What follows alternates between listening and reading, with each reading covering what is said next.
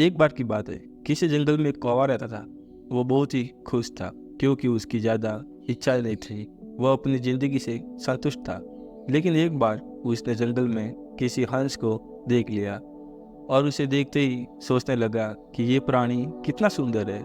ऐसा प्राणी तो मैंने पहले कभी नहीं देखा। इतना साफ और सफ़ेद। यह तो इस जंगल में औरों से बहुत सफ़ेद और सुंदर है, इसलिए ये तो बहुत खुश रहता होगा।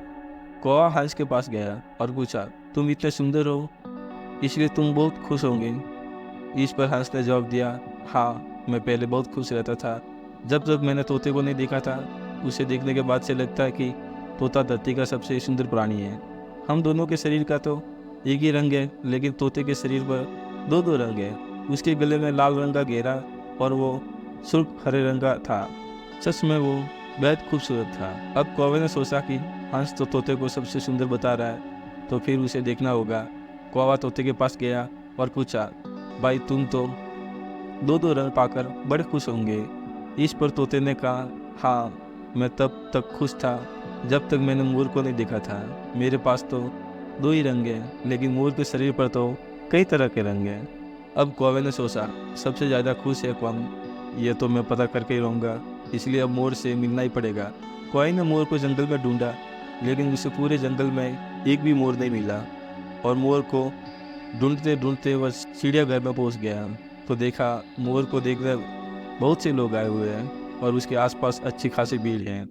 सब लोगों के जाने के बाद कौवे ने मोर से पूछा, भाई तुम दुनिया के सबसे सुंदर जीव हो और रंग बिरंगे हो, तुम्हारे साथ लोग फोटो खिंचवा रहे हैं, तुम्हें तो बहुत अच्छा लगता होगा और तुम तो दुनिया के सबसे खुश जीव होंगे।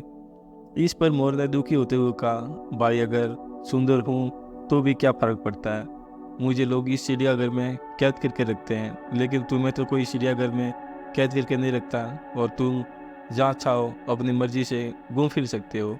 इसलिए दुनिया के सबसे संतुष्ट और खुश जीव हो तो तुम्हें होना चाहिए, क्योंकि तुम आज़ाद रहते हो। कौवा हैरान रह गया क्योंकि उसके जीवन की अहमियत कोई दूसरा बता गया। दोस्तों, ऐसा ही हम लोग भी करते हैं। हम अपनी खुशियों और गुणों की तुलना दूसरों से करते हैं, ऐसे लोगों से जिनका रहन सहन का माहौल हमसे बिल्कुल अलग होता है।